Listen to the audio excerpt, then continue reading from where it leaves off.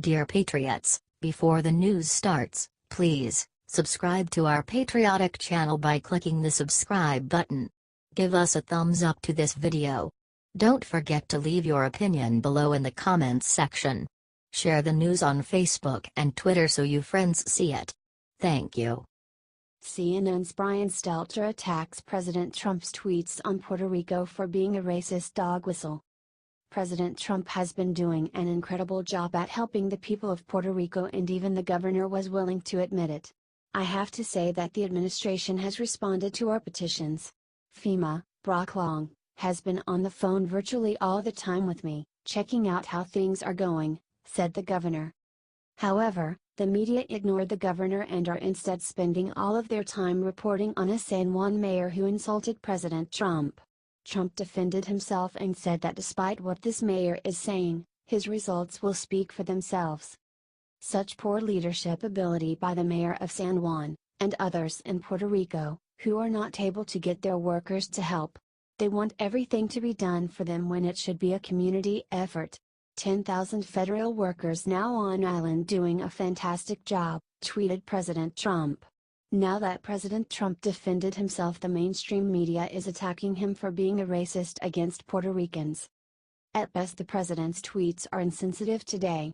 I think at worst, Fred, they are a racist dog whistle, a disgraceful reaction to what he's seen on television, said CNN's Brian Stelter. He's clearly watching the mayor of San Juan calling for more help, begging for more help, and reacting this way. I think it's personally beyond the pale and unpresidential. I'm so glad our reporters there in Puerto Rico are describing what's actually happening on the ground. And I hope the president in between his golf game today watches more of those reports from the ground, rather than just impulsively reacting to what he's seen from the mayor of San Juan, said Stelter.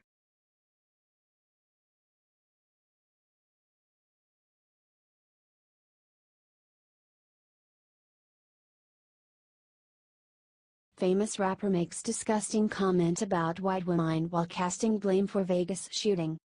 Liberals like to accuse conservatives of racism and hatred, but in reality, it all comes from them. One famous rapper, Lil B, used the Las Vegas shooting as an excuse to go on one of the most racist rants that you will ever sow. He wrote it all in capital letters and fractured English. White people so scared they the reason why guns are a problem. If white people put down the guns we all be safe, but nope. They violent, started. Let's talk about how secretly these harmless looking white people with tight pantsuits and glasses are pushing passive violence. Let's talk about how these suburban Seventh Heaven looking white people sell drugs in college and are okay with violence on all levels. He wrote. He then went after white people for spreading stereotypes. He doesn't see the irony apparently. The reason why there is a stereotype is because of white people. This is y'all language and philosophies, lol. Stop it. Y'all are violent. He said. Then Lil B went after white women. White women really scare me the most because they can be true sociopaths. And yes, Latino women and Asian women are fake white. LOL, he tweeted. See, the things is white folks are really scared. You know, all the white people feel like they are frail blonde gifts from God. LOL. Collectively, white people as a whole need to go on Fox News and for a month talk about how it's their fault of black oppression. Start. Lil B, he tweeted.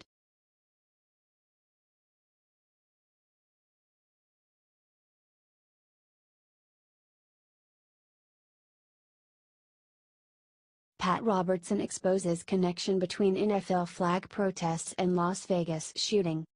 Television preacher Pat Robertson made a very controversial statement about a possible connection between the NFL flag protests and the deadly shooting in Las Vegas. Liberals are furious over the statement, but some are able to see some truth in what he is saying. Violence in the streets, ladies and gentlemen. Why is it happening? Asked Robertson. You know what I'd like to give you is the fact that we have disrespect for authority. There is profound disrespect of our president. All across this nation they say terrible things about him. It's in the news, it's in other places, said Robertson. There is disrespect now for our national anthem, disrespect for our veterans, disrespect for the institutions of our government, disrespect for the court system. All the way up and down the line, disrespect, said Robertson. And when you lose that kind of respect, you lose authority. But more than anything, until there is biblical authority, there has to be some controlling authority in our society, and there is none. And when there is no vision of God, the people say, "There's no vision of God," the people run amok, said Robertson. What do you think of his analysis? Do you agree, or do you think this is a stretch?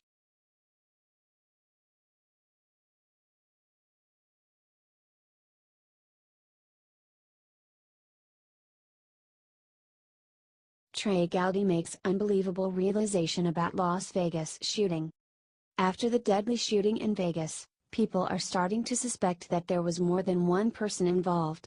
While Hillary Clinton and the rest of the Democrats are calling to ban silencers, even though silencers weren't even used during the shooting, Trey Gowdy is focused on read issues. It's an incredible level of premeditation that you don't ordinarily see. And it is difficult to believe that a single person could have done this without detection.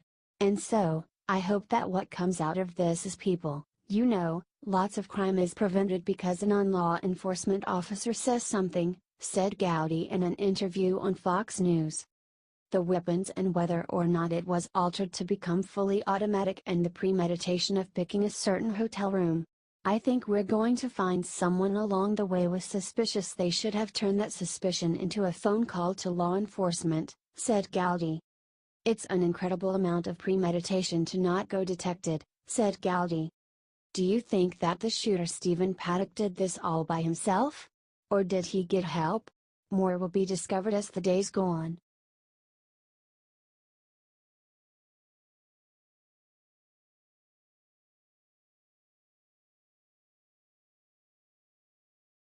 Washington Post just used third graders to attack Trump. It's sick. The mainstream media has become so slanted to the left that it no longer even pretends to not be unbiased or accurate. A perfect example of this is a recent feature in Jeff Bezos-owned Washington Post magazine, where they interviewed third-grade school children on what they think of the issues and politics of the day. However, the reporters somehow failed to locate a single child who doesn't have, or, rather, whose family doesn't have, a liberal point of view. Said writer Britt Peterson, who clearly lives in a different universe than regular Americans. In the 3 classes where I asked how many students would have voted for Hillary Clinton, all hands went up. I didn't ask this question at Bellows Spring, but no one expressed support for Donald Trump there either. The feature then used these third graders to spout leftist talking points. Said third grader Davonna Holland, for example, I think that Hillary should have won because people are saying that Trump cheated in the election because they said he was working with Russia or ISIS or something. Commented fellow third grader Randa Robinson, Hillary was supposed to win. I mean, she didn't hate Mexicans. Donald Trump did. She was acting like a grown-up. But Donald Trump I can't even say about him. He's mean. Said Macklin Dunn, I would vote for Hillary Clinton because Donald Trump doesn't like black people and Hillary Clinton does. Offered Nick Salihazadeh. I think that if I could vote, I would vote for Hillary Clinton because I wouldn't want to vote for Donald Trump because he's orange. Another girl added, it made me a little bit mad that it was another boy to be the president because there hasn't been a female president before. Do you think the Washington Post should be embarrassed about the fact that it used grade school age children to push leftist propaganda?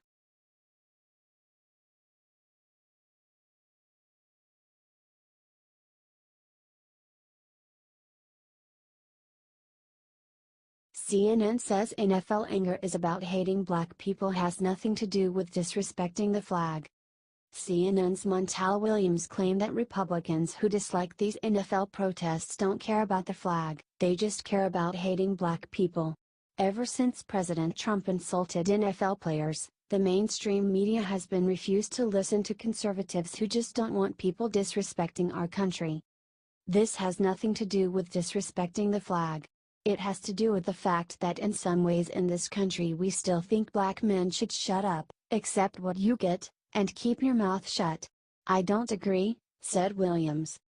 Look, I'll tell you something, the reason I spoke out this week is because again, let's break this down. I held my hand up and said I do solemnly swear and affirm that I will support the Constitution of the United States against all enemies foreign and domestic. I didn't say I support a flag, a piece of paper. I said the Constitution, said Williams. And when I do so, that means that the first thing that our forefathers thought to give us the right to do was the right to protest, said Williams.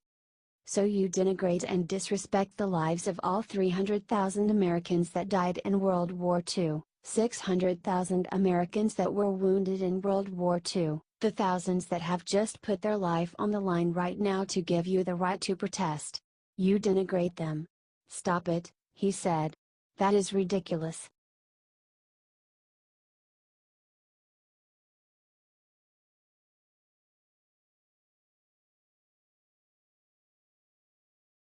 Bernie Sanders says President Trump is helping people in Puerto Rico because he is a white supremacist.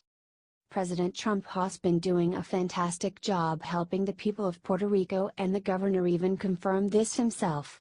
However, this didn't stop failed candidate Bernie Sanders from calling President Trump a white supremacist. I have to say that the administration has responded to our petitions. FEMA, Brock Long, has been on the phone virtually all the time with me, checking out how things are going, stated the governor of Puerto Rico. However, the media are choosing to ignore him and spend all of their time on a San Juan mayor. No matter how much President Trump does, they try to spin everything he does. According to Bernie Sanders, the reason that Puerto Rico isn't completely fixed already is because he is racist against Puerto Ricans, even though the majority of Puerto Ricans are white.